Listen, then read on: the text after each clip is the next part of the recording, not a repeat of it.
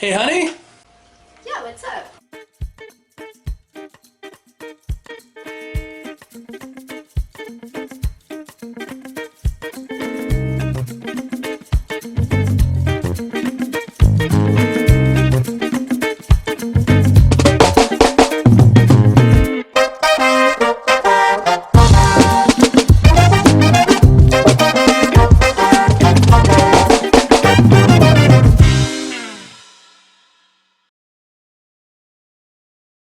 Hey, everybody. Welcome to Retro Reviews, a review show where we go through my copious amounts of gaming books and other gaming paraphernalia one at a time.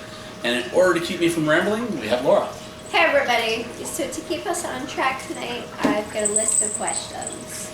All right, fire away. Okay, so what are we reviewing tonight? Tonight we're reviewing Dragon Magazine number 120. Okay, and where did this one come from? Like a lot of my retro, old school Dragon magazines, this one came out of that $5 an issue bin at Eagle Hill. Okay. Do you want to give us a quick synopsis of the adventures and articles inside? Well, of course, Dragon Magazine is just articles, no adventures. Those are all saved for Dungeon.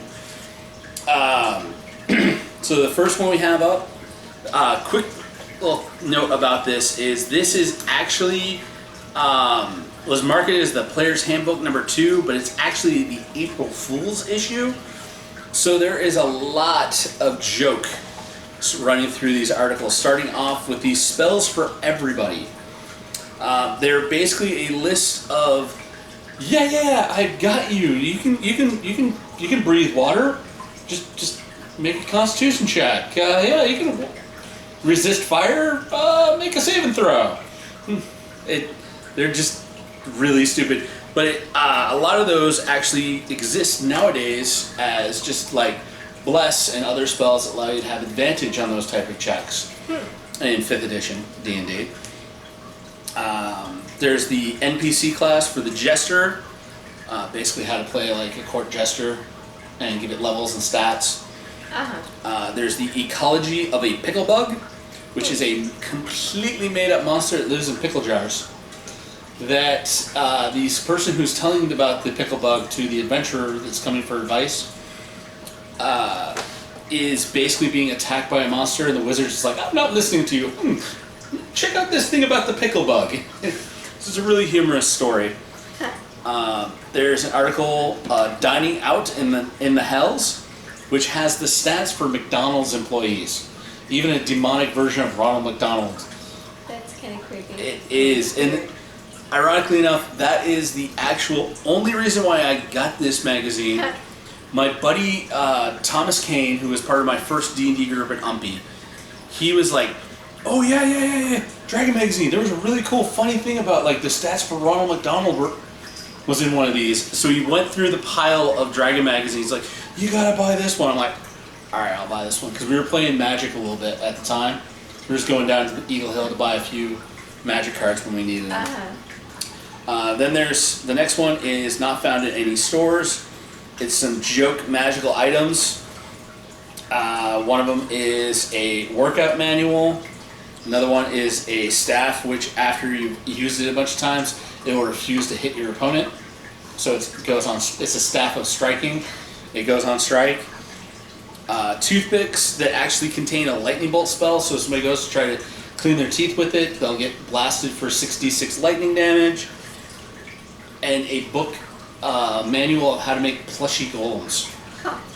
So I know that this is like crossing universes and stuff, but I'm sure that some of this stuff would be found in like the Weasley's joke shop. The Weasley joke shop would totally have some of that stuff. Yeah. Next up is an article called Urban Blight Made Easy. It gives you 5 rundown shops to really show that the town that your adventurers are in is not really the most, there's not a lot of gold pieces getting circulated in that local economy. There's a junkyard, a questionable butcher shop, and a fortune teller that also bakes bread, as some of the staffs. There's the Charlatan Thief subclass, in here, which is basically a thief that gets to make potions. I found that to be really cool. Next article is it's a weekly column that gets printed called Bazaar of the Bazaar. Showcases awesome new magical items. That's fun. This one has three rings. One is a ring of rapid regeneration that heals you 1 hit point around. And the other ones are rings of para-elemental control and quasi-elemental control, which allow you to have protection or command over different types of elementals, like mud elementals, smog elementals. So not like the regular 4, but just the Fire, earth, wind. Yeah, like water. a little bit more. The quasis are like the ones that are like in between the two. Next article is the ecology of the gas spore, and the gas spore is a really good monster to use when you want your players to be really, really scared at level 1, because from a distance it looks like the beholder eye monster with a big jagged mouthful of teeth, the big central eye, then the eye stalks floating above it. But it's actually just a giant fungus that evolved to look like a beholder for its self-defense. There is Higher Aspirations, which is a article talking about a 0-level druid class. A lot of times, me and Josh Sennett were really big fans of like 0-level characters, where you start with like not having any experience and really knowing how to be an adventurer. So this is just like a 0-level druid would be like somebody who knows a bit about the woods and animals and nature and plants, but doesn't really have any real magical powers like a druid does. So they're just like, I'm interested. Yeah, they're interested. Learn about we'll learn about this stuff. I grew up in these forests. I got a little bit of skills, but I don't have real skills. Next article is Plane Speaking. It goes over, in order to contact the different planes of reality in D&D, especially to travel to them, the higher level spells that require that. I always say a tuning fork. So this actually gives you a list of the different tuning forks you need in order to contact different planes of reality.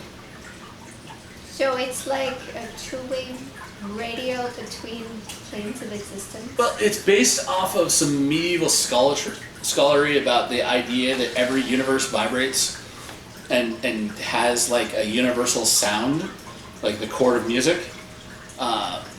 So it's like heaven would have like, a minor key.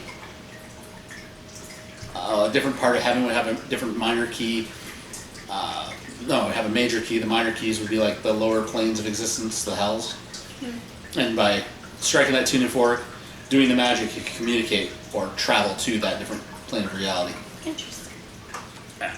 But in the player's handbook, it never really specified what kind of tuning fork you needed. This actually gives you the list. Right.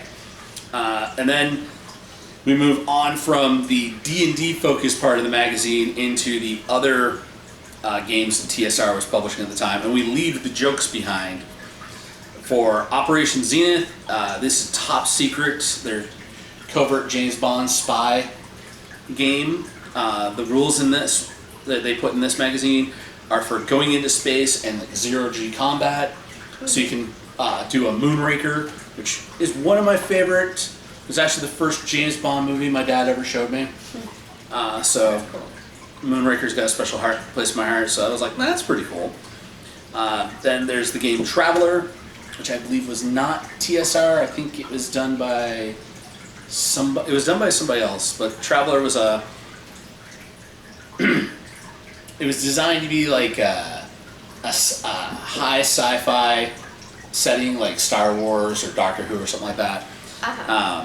And they put in some space age espionage for covert ops rules for playing the game of Traveler.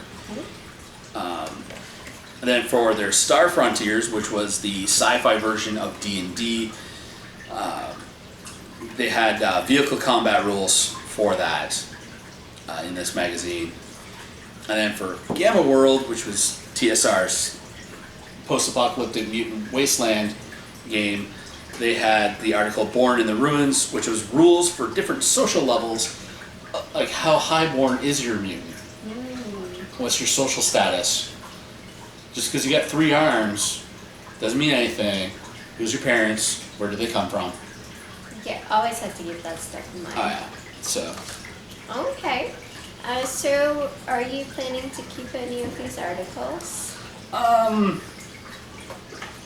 There's like a few. Like the charlatan, I think, is one of the ones that stands out the most to me. Definitely want to reread up on the gas spore some more before I use one again. So there's like 2 maybe in here, I think. Okay. Okay. Yeah, I guess those are all my questions. That's all I really got. Like, well, I got one. What is your favorite non-serious, like, joke magical item that you've ever put into a D&D game or other role-playing game? What's your joke magical item that you really love? Leave that in the comments down below, and we'll see you next week. Okay, thanks everybody for joining. Yeah, we'll see you next time. Peace. Bye everybody.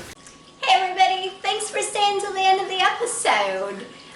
Remember to like, share, subscribe. Follow us on Facebook at Board Barista Productions. And if you want to support us, Patreon link at the bottom.